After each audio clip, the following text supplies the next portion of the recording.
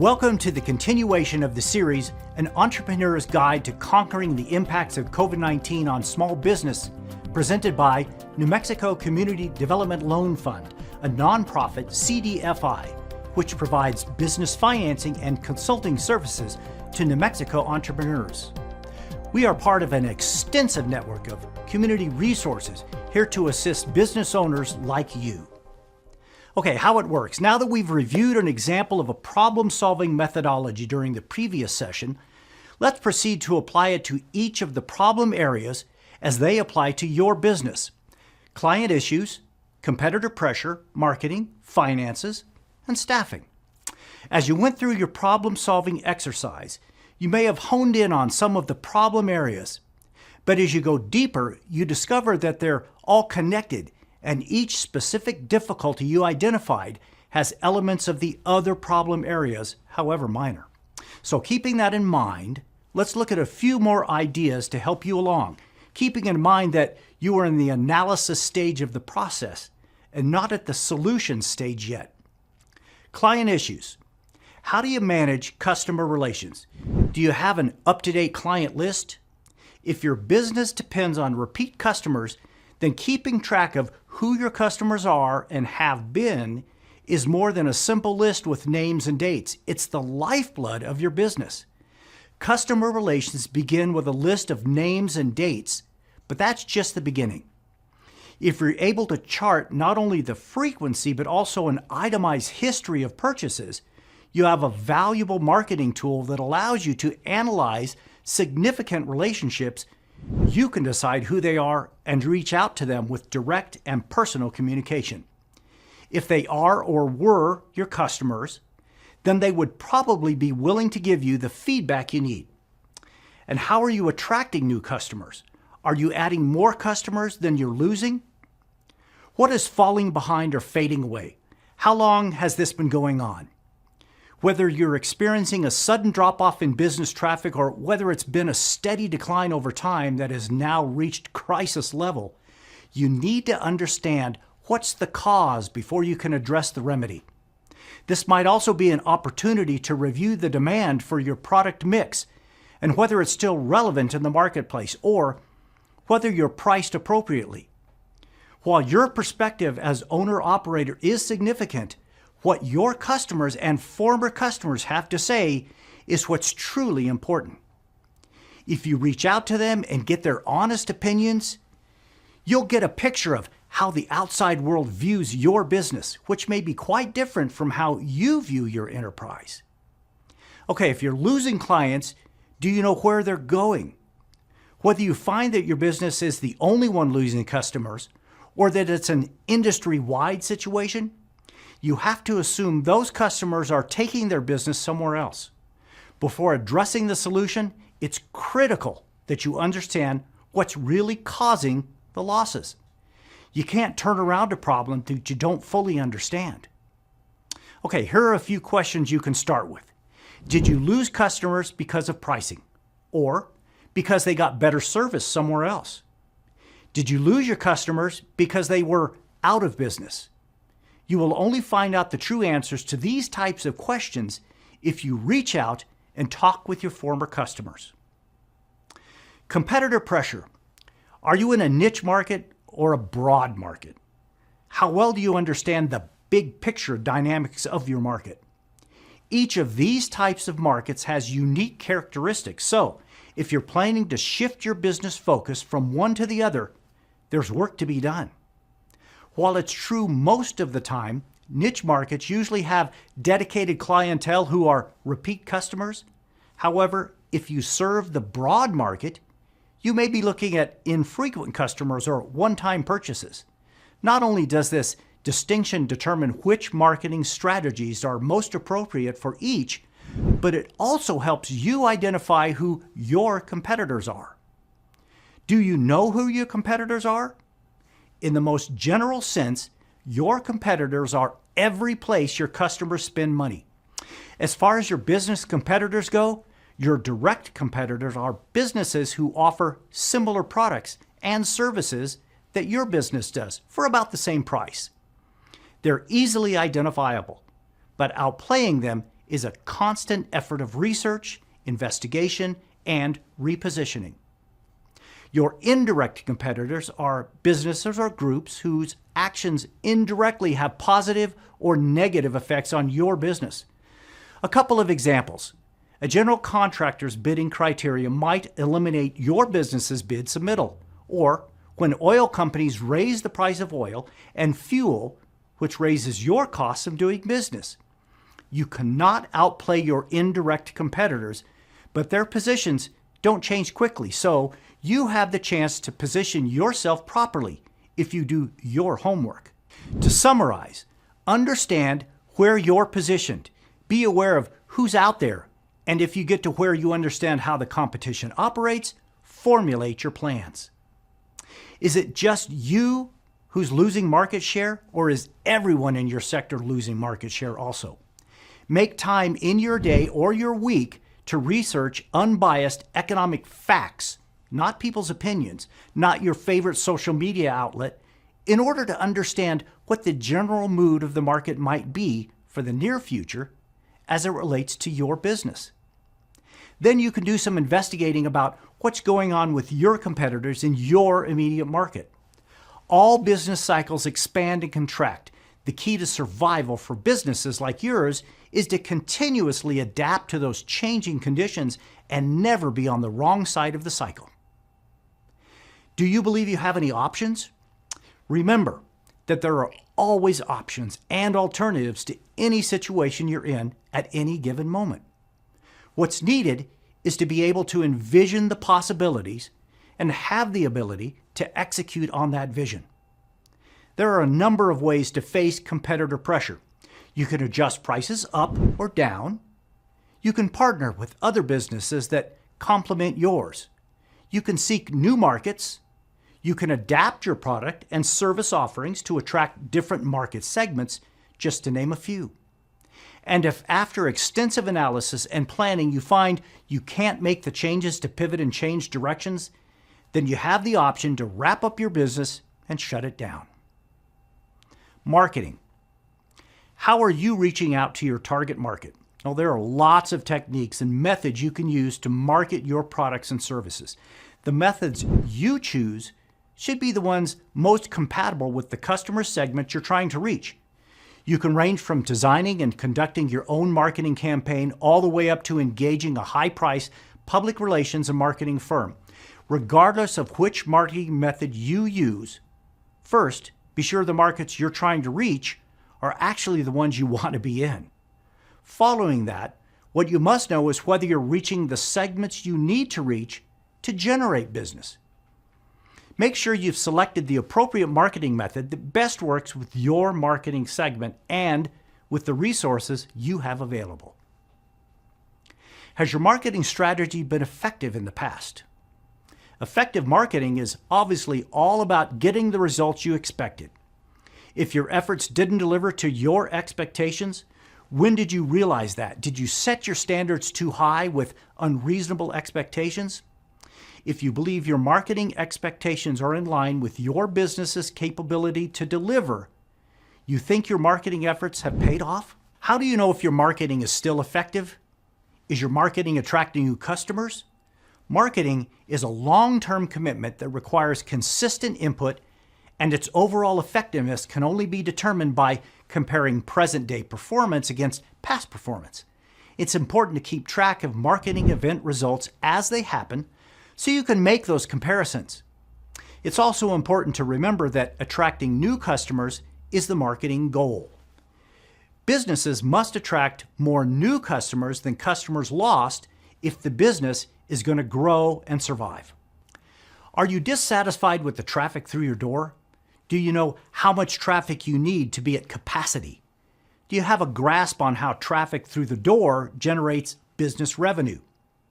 You should know what it costs you to operate your business. You should also know what the average customer transaction needs to be for you to be profitable based on the rate of traffic through the door. Again, ask yourself if you set an unrealistic level of expectations. Is the message you're putting out being understood? Are you putting out the wrong message? Another big question which must be answered honestly. Are you who you say you are, and can you do what you say? If your market isn't understanding what you're offering, where's the disconnect?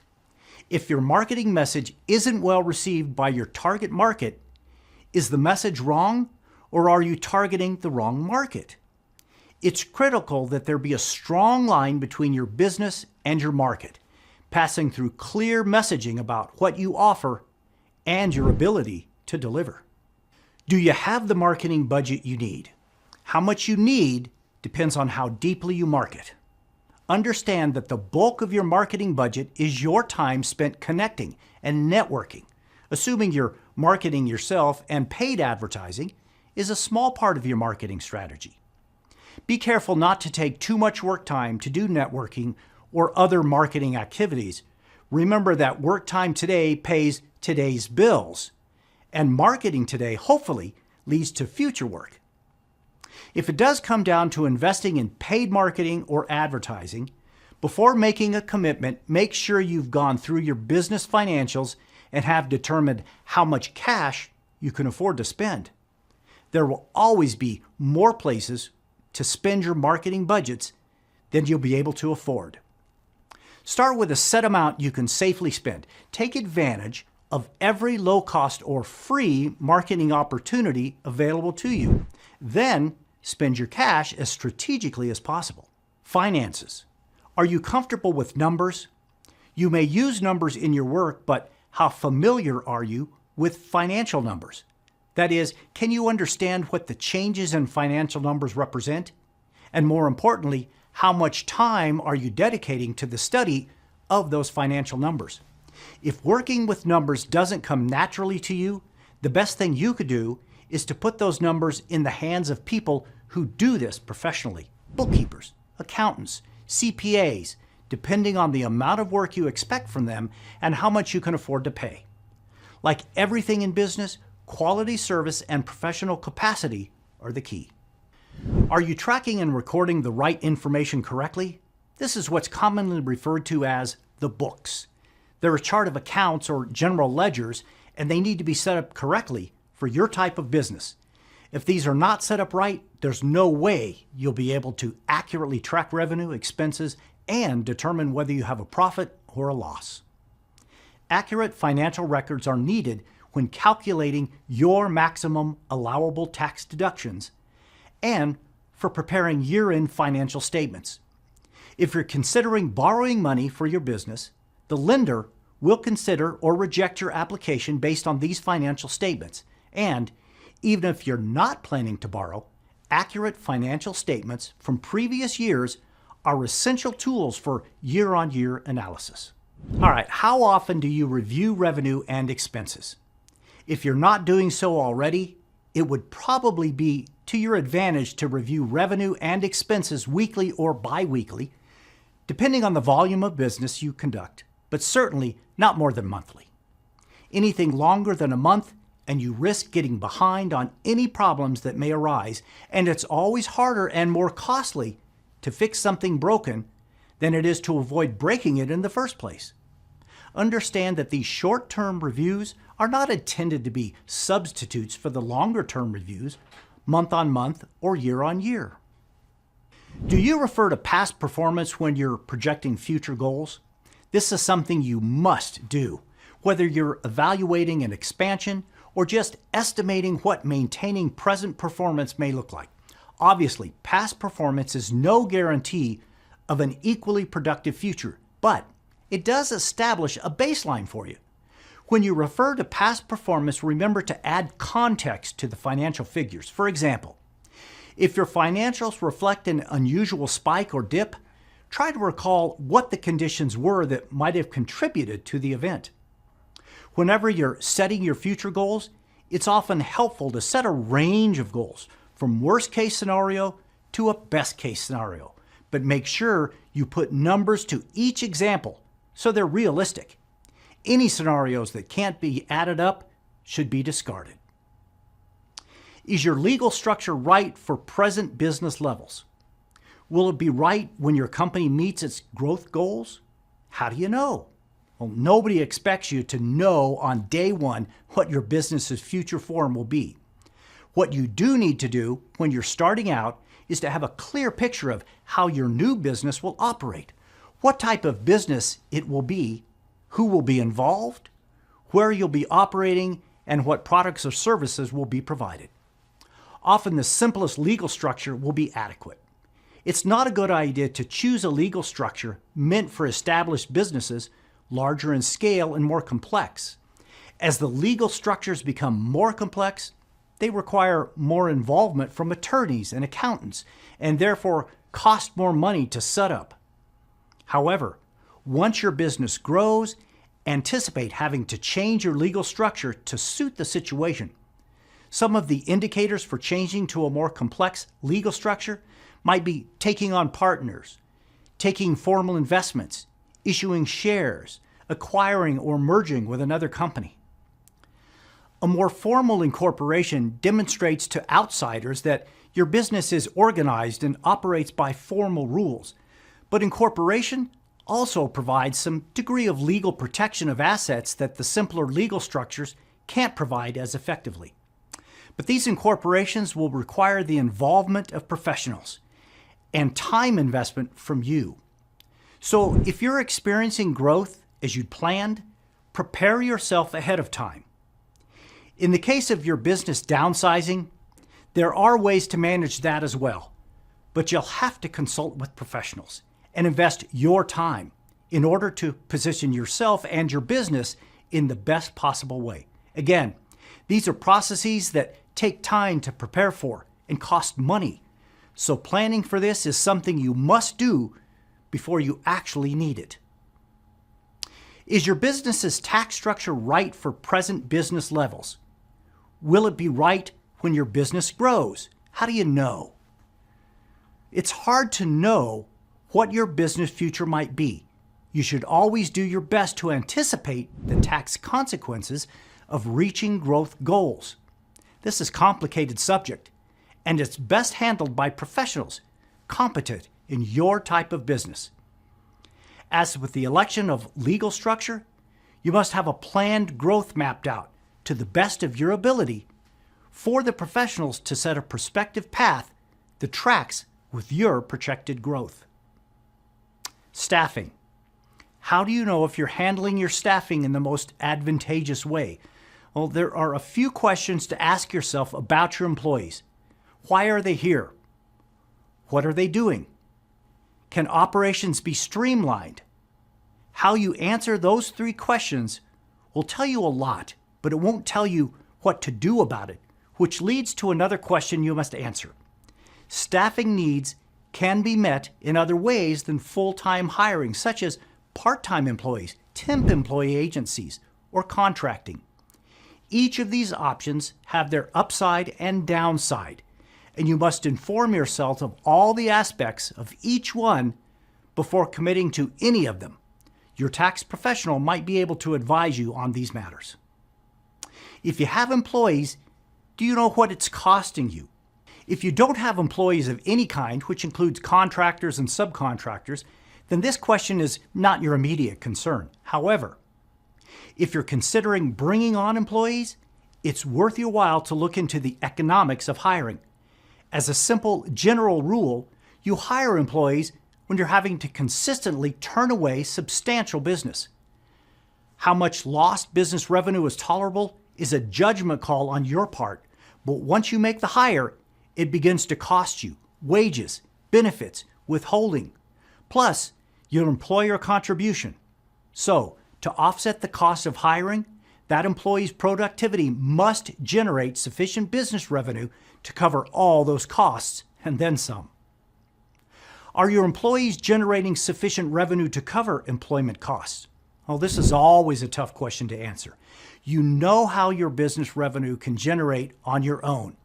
You know that employees can take your business to the next level, but you also need to know that employees are probably the single largest expense in your business budget.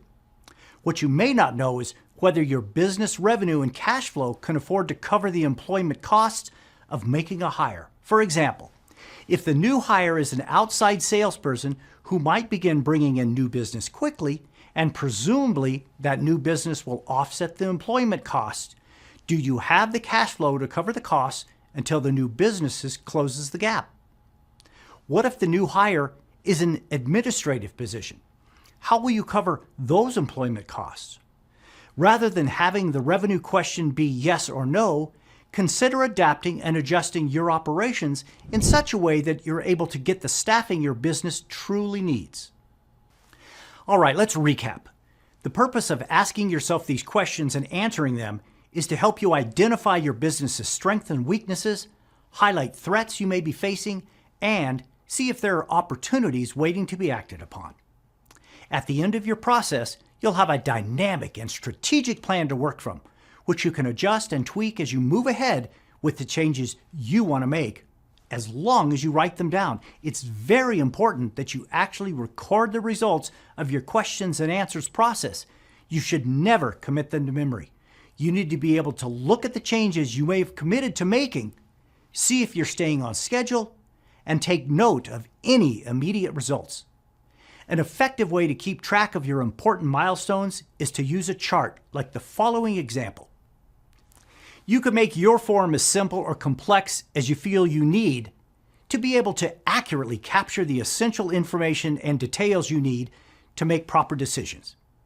Create an Excel spreadsheet or paper form for each of your problem areas. Use whichever system you're most comfortable with and is the most convenient and easiest to use. It's essential to keep it up to date. Stick to the scheduled tasks you've identified and make notes of changes or improvements to the activity schedule. Keep in mind that this schedule of activities might also be an employee training tool and performance quality assurance measure, in addition to being a timeline record. If you follow these simple strategies, you can succeed.